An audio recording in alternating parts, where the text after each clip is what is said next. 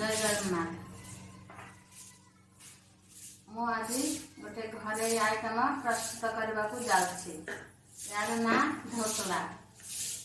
आम एठी बजार पाउडर यूज करवा नहीं, घरे जो सामग्री थी से नहीं आम प्रस्तुत करवा ढोकला। ढोकला तैयारी करने मु कौन कौन सामग्री सब नहीं। 2 कप नवा चना डाली बा सोला डाली, 1 कप नवा बिरी डाली, 2 कप नवा चाउल,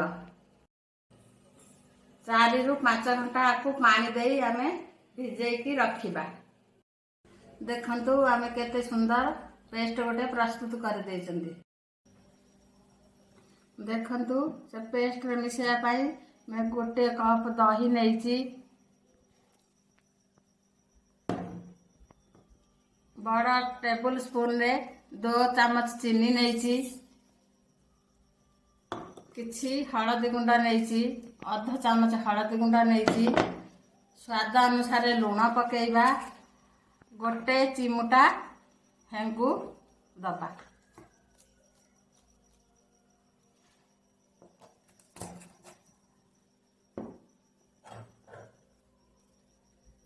तापरे आमे चाण प्रस्तुत करबा। देखंतु पिठोटी प्रस्तुत हो जाइछि। आमे ताकू 2 रु 3 घंटा सूर्य किरण रे रखिबा। आमे प्रथम गोटे इडली छांच नबा, तादरे किछि पानी दबा, ए भलिया गोटे गोल पात्र नबा, तादरे किछि आमे तेल लगेइबा।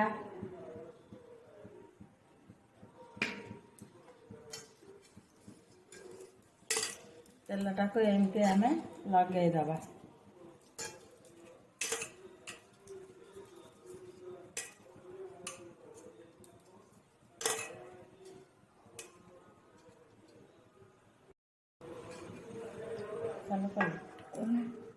तापर आमे जो ढोकला आणटा को ताधर ढालिबा। तेल लगेबार कारण होची ताधर लागिबो नै ढोकलाटा पूरा दबा नहीं, से फुलिबा ऊपर को उठिबा।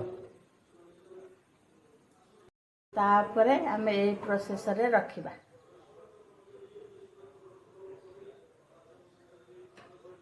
तापरे कैप लगे दबा।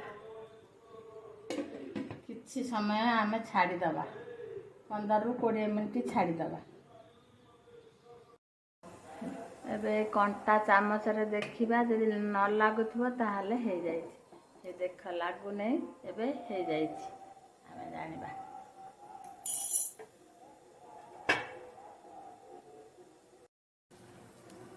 ढोकला रे तड़का मारिया पाए आमे किछि भुरसंग पतर नैचंती, किछि सुखिला लंका नैचंती और सोरिष किछि नैचंती। 1 चामच सोरिष, आधा चामच जीरा, तेल 2 चामच दबा कढ़ाई रे।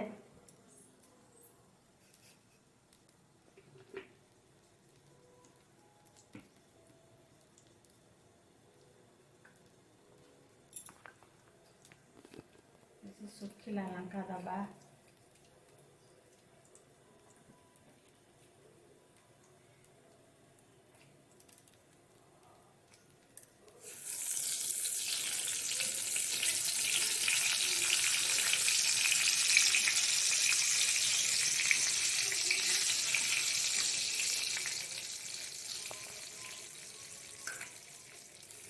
तापर सोरिष दबा,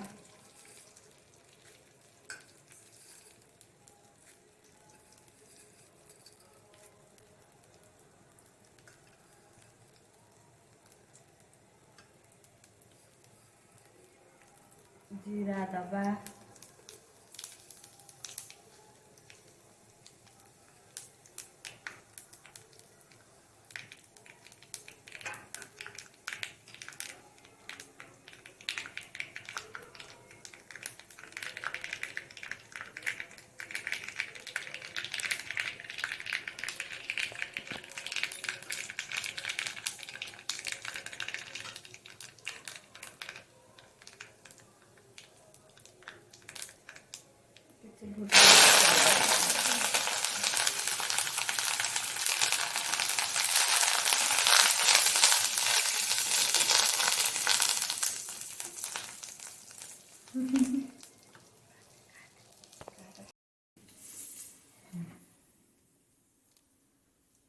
तड़का को ऊपर ढाली दबा।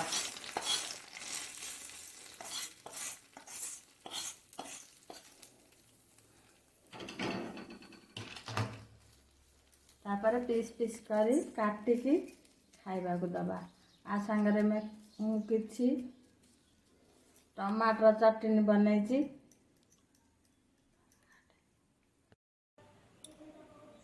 देखते एबे ढोकला प्रस्तुत हो गला। आ संगरे में किछि लाल चटनी नहीं टमाटर चटनी। आ संगरे भी आपण माने नड़िया चटनी बनैकी खाई पारिबे, बादाम चटनी बनैकी खाई पारिबे, धनिया चटनी बनैकी खाई पारिबे।